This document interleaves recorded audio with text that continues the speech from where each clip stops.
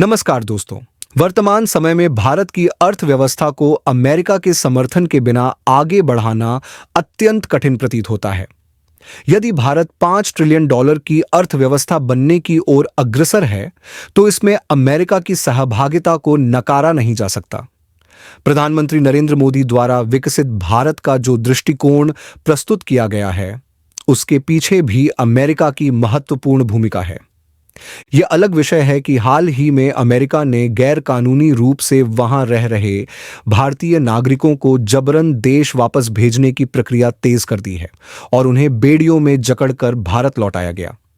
दूसरी ओर, जब प्रधानमंत्री नरेंद्र मोदी अमेरिका की यात्रा पर गए, तो अमेरिका ने सीधे सीधे प्रतिशोधात्मक टैरिफ, रेसिप्रोकल टैरिफ लगाने की बात कही। इसके बाद भारत और अमेरिका के बीच करार व व्यापार समझौतों की स्थिति सार्वजनिक हुई, जिसमें भारत अमेरिकी उत्पादों पर कितना कर वसूलता है और भारत को कितनी छूट मिलती है, ये खुलकर सामने आया। प्रधानमंत्री नरेंद्र मोदी की अमेरिका यात्रा, जो इस वर्ष 13 फरवरी 2025 को हुई, उसके दौरान कई घटनाक्रम देखने को मिले। विशेष रूप से जब नए अमेरिकी राष्ट्रपति का शपथ ग्रहण समारोह हुआ, उस समय प्रधानमंत्री मोदी को निमंत्रण नहीं दिया गया था, जबकि चीन के राष्ट्रपति शी जिनपिंग सहित 4 अन्य राष्ट्राध्यक्षों को आमंत्रित किया गया। हालांकि जब प्रधानमंत्री मोदी 13 फरवरी को अमेरिका पहुंचे, तब दोनों देशों के बीच कई महत्वपूर्ण समझौते हुए। अमेरिका ने भारत के सामने कई प्रस्ताव रखे और भारत ने उन्हें सहजता से स्वीकार भी कर लिया। इन घटनाओं से यह स्पष्ट होता जा रहा है कि भारत की अर्थव्यवस्था अब अमेरिका के सहयोग के बिना स्वतंत्र रूप से संचालित नहीं हो पाएगी। भारत की विभिन्न आर्थिक गतिविधियों को देखें तो अमेरिका की गहरी पैठ हर क्षेत्र में नजर आती है, चाहे रक्षा क्षेत्र हो, कृषि क्षेत्र हो या फिर तकनीकी नवाचार एवं ग्रीन एनर्जी के क्षेत्र हो। अमेरिका की उपस्थिति हर जगह दिखती है। अमेरिका भारतीय बाजार में अपनी पहुंच कितनी व्यापक कर सकता है, इसकी हम केवल कल्पना ही कर सकते हैं। अभी तो केवल स्टारलिंक या कुछ व्यापारिक करों में वृद्धि की चर्चा हो रही है। इसके अलावा भारत सरकार अब क्रिप्टो करेंसी पर भी नीति निर्माण की प्रक्रिया में है, जो यह संकेत देता है कि अमेरिका के बिना भारत का बाजार अब अपनी पूर्ण क्षमता तक नहीं पहुंच सकता। भारत का बाजार वैश्विक रूप से हर देश की नजर में है, चाहे वह रूस हो, चीन हो, मध्य पूर्व के देश हों, यूरोपीय संघ हो या स्वयं अमेरिका। सभी इस बात पर ध्यान केंद्रित कर रहे हैं कि कैसे भारतीय बाजार को अपने हित में लाया जाए। इससे भारत की सौदेबाजी की क्षमता बढ़ी है, लेकिन क्या वास्तव में भारत अब अपनी नीतियों को स्वतंत्र रूप से निर्धारित कर पा रहा है? यह एक बड़ा सवाल बनकर उभरता है। अमेरिका अपनी अमेरिका फर्स्ट नीति के साथ आगे बढ़ रहा है और अपने व्यापारिक विस्तार को प्राथमिकता दे रहा है। ऐसे में यह प्रश्न उठता है कि क्या भारत ने सभी आर्थिक समझौते अमेरिका के साथ ही करने की ठान ली है? क्या भारत के पास कोई अन्य विकल्प नहीं बचा है? अगर हम बीते वर्षों की घटनाओं पर ध्यान दें, तो पाएंगे कि भारत और अमेरिका के संबंधों में कई बार जटिलताएं देखी गई हैं। जब डोनाल्ड ट्रंप पहले कार्यकाल में राष्ट्रपति बने थे, तब भारत को नाटो देशों की तरह एक विशेष दर्जा देने की चर्चा थी। लेकिन भारत नाटो का सदस्य नहीं है और नाटो के सदस्य देशों के बीच यह समझौता होता है कि यदि किसी एक देश पर हमला होता है, तो सभी सदस्य देश उसकी सुरक्षा के लिए सक्रिय हो जाते हैं। भारत नाटो का सदस्य न होकर भी अमेरिका की नीतियों के करीब जाता दिख रहा है। डोनाल्ड ट्रंप ने अपने पहले कार्यकाल में कनाडा को अमेरिका का 51वां राज्य बनाने का प्रस्ताव रखा था, जिसे कनाडा ने अस्वीकार कर दिया। इसके बाद दोनों देशों के बीच व्यापारिक करों, टैरिफ वॉर को लेकर टकराव बढ़ गया। इसी प्रकार क्या भारत द्वारा किए जा रहे सभी आर्थिक समझौते देश को एक अमेरिकी व्यापारिक राज्य के रूप में खड़ा कर देंगे? यह भी एक गंभीर प्रश्न बनकर सामने आता है। भारत के पास क्या कोई वैकल्पिक आर्थिक नीति नहीं है? यदि प्रधानमंत्री मोदी की आर्थिक दृष्टि केवल कॉरपोरेट पर केंद्रित है और अब वही कॉरपोरेट अमेरिकी अर्थव्यवस्था में समाहित हो रहा है, तो क्या यह भारत की संप्रभुता के लिए खतरा नहीं है? भारत और अमेरिका के बीच जो नए समझौते हुए हैं वे 2030 तक प्रभावी रहने वाले हैं। लेकिन क्या यह भारत की आर्थिक स्वतंत्रता को बाधित कर सकते हैं? प्रधानमंत्री मोदी की अमेरिका यात्रा से पहले एक महत्वपूर्ण बैठक हुई थी जिसे क्वाड बैठक कहा जाता है। इसमें भारत, जापान, ऑस्ट्रेलिया और अमेरिका के विदेश मंत्रियों ने भाग लिया था। इस बैठक में चीन को समुद्री विस्तार से रोकने पर विशेष चर्चा हुई थी। इसके अतिरिक्त टैरिफ को लेकर भी चर्चा हुई, जहां अमेरिका की तरफ से प्रतिशोधात्मक टैरिफ, रेसिप्रोकल टैरिफ लगाने की बात की गई, लेकिन भारत ने इस पर कोई प्रतिक्रिया नहीं दी। इसके अलावा ब्रिक्स BRICS के भीतर भारत की भागीदारी भी चर्चा का विषय रही। भारत ने खुले तौर पर कहा कि IMF द्वारा प्रस्तावित एक नई मुद्रा को ब्रिक्स गठबंधन से हटा दिया जाए। इसके साथ ही भारत ने डॉलर के अलावा किसी अन्य मुद्रा में व्यापार करने के प्रस्ताव को भी अस्वीकार कर दिया। इसी क्रम में भारत ने क्रिप्टो करेंसी पर भी एक नई नीति बनाने की योजना बनाई और इस विषय पर दोबारा विचार करने की बात कही। आज भारत पर वर्ल्ड बैंक और IMF का इतना अधिक आरण हो चुका है कि अब भारत की GDP भी इस आरण में समाने के कगार पर है। IMF बार बार चेतावनी दे रहा है कि भारत ने बहुत अधिक आरण ले लिया है। वर्तमान में भारत में जो भी बड़े प्रोजेक्ट चल रहे हैं उनमें अधिकांश वित्तीय सहायता वर्ल्ड बैंक और IMF से प्राप्त हो रही है।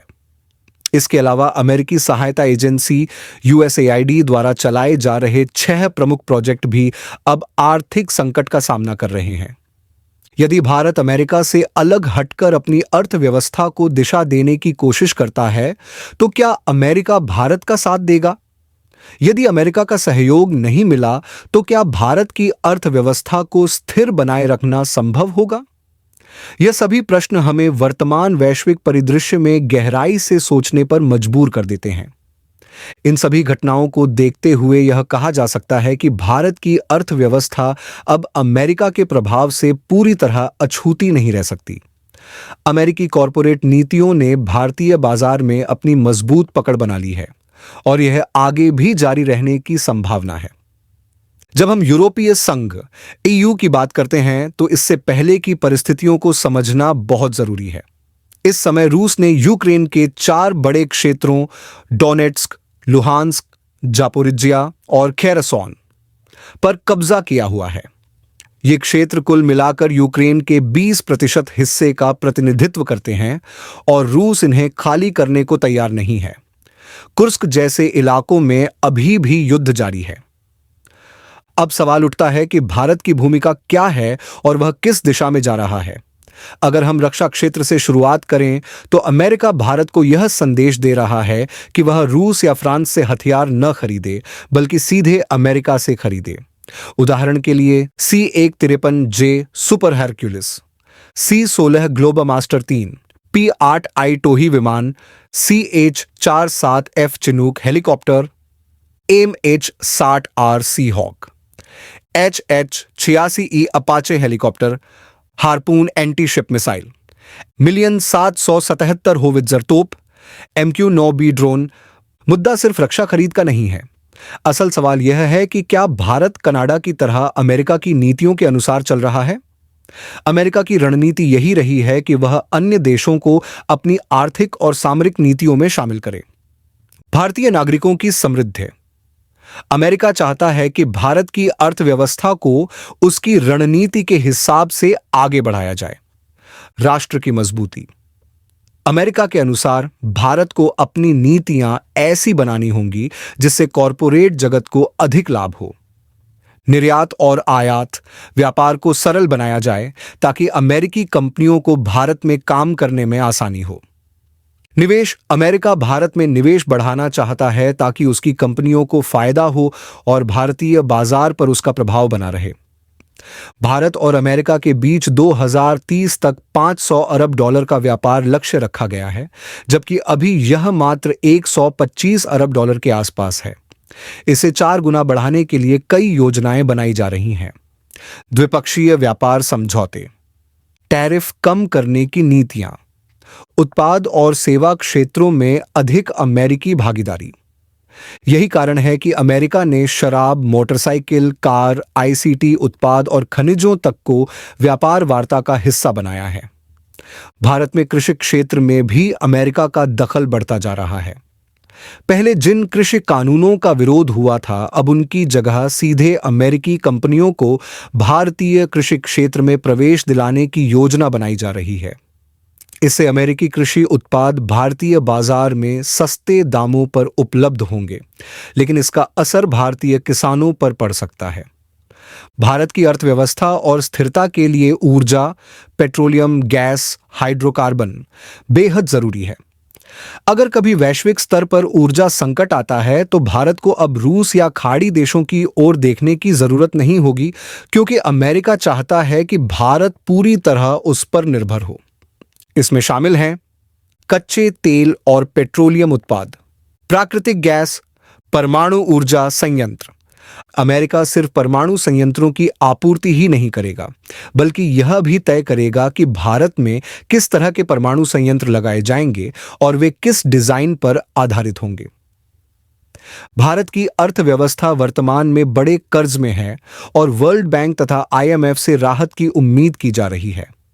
लेकिन ध्यान देने वाली बात यह है कि ये दोनों संस्थान अमेरिका के प्रभाव में हैं। अगर भारत अमेरिका की शर्तों पर चलता है तो उसे आर्थिक सहायता मिल सकती है, अन्यथा अमेरिका किसी भी समय कर्ज वसूली का दबाव बना सकता है। यूरोपीय संघ भी भारत के बाजार में अपनी जगह बनाना चाहता है। जब यूरोपीय संघ की प्रेसिडेंट भारत आई थीं, तो उन्होंने कहा था कि भारत और यूरोपीय संघ के बीच फ्री ट्रेड एग्रीमेंट एफटीए दुनिया का सबसे बड़ा समझौता होगा। हालांकि इस पर ज्यादा चर्चा नहीं हो पाई, क्योंकि यूरोपीय संघ चाहता था कि भारत पहले ऑटोमोबाइल सेक्टर में उसके लिए बाजार खोले। इसका सीधा अर्थ यह है कि भारत एक ऐसा बाजार बन चुका है जिस पर पूरी दुनिया की नजर है। लेकिन अमेरिका का ध्यान केवल व्यापार तक सीमित नहीं है, वह रणनीतिक रूप से भारत को अपनी नीति के अनुसार संचालित करना चाहता है। भारत की भौगोलिक स्थिति अमेरिका के लिए बहुत महत्वपूर्ण है, खासकर चीन के संदर्भ में।